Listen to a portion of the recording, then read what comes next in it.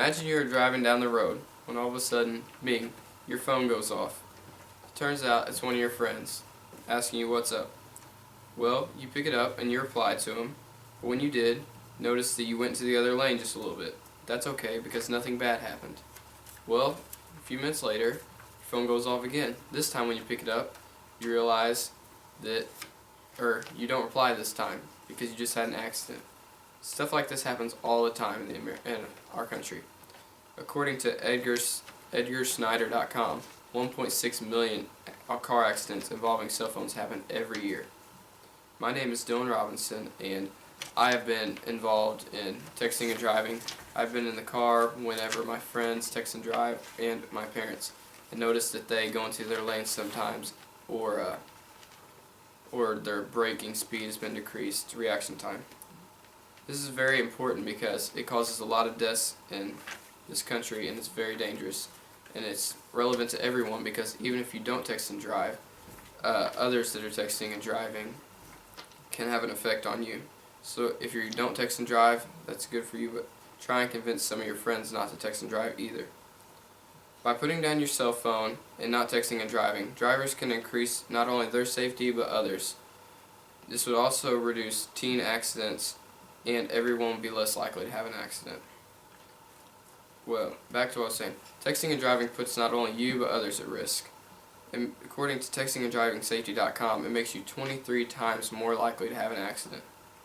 And it also is 6 times more dangerous than driving drunk. When you're distracted, you may hurt someone else that is not even texting and driving, just because you are. Then that would be on your hands and your hands only. 1 out of 4 car crashes are involved with cell phones. And whenever you're texting and driving, your kids might see you text and drive, and this can have a bad effect on their entire life. 40% of teens say that they have been in a car when someone has been texting and driving.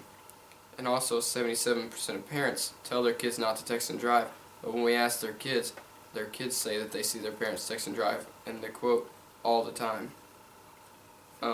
Whenever you are texting and driving and your kids are in the car, you're putting them at risk. Back to the 23 times more dangerous, and it's 6 times more dangerous than driving drunk.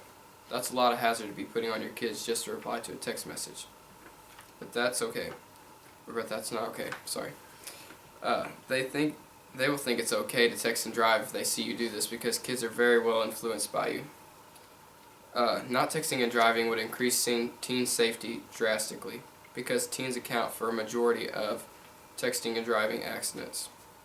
AT&T's survey says that 97% of teens agree that texting and driving is dangerous, yet 43% of them still text and drive. This is also probably why teens are 4 times more likely to have an accident while texting and driving than adults. But 11 teens die every day from texting and driving. That may not be a lot, like from a whole country standpoint, but still, that's 11 lives of teenagers that are lost every day due to texting and driving. To prevent this, though, you can take your kids and get them to go online to textinganddrivingsafety.com and take this pledge right here. It has 7 statements, and you initial by each one after you say it, show that you said it, and then you sign at the bottom. And it says stuff like, I pledge not to text and drive because it will make me 23 times more likely to crash. Or, I pledge not to text and drive because texting and driving ends and ruins lives every day, and I will not contribute to this growing epidemic. And you can do that so your kids will not text and drive. In conclusion, this would just benefit everybody. Imagine a world where no one texts and drives. That's 1.6 million less accidents every year. And everyone will benefit from this because even if they don't text and drive, now there's not people texting and driving, putting them at risk also. So just do your part, don't text and drive because a text message is not more important than a life. Thank you.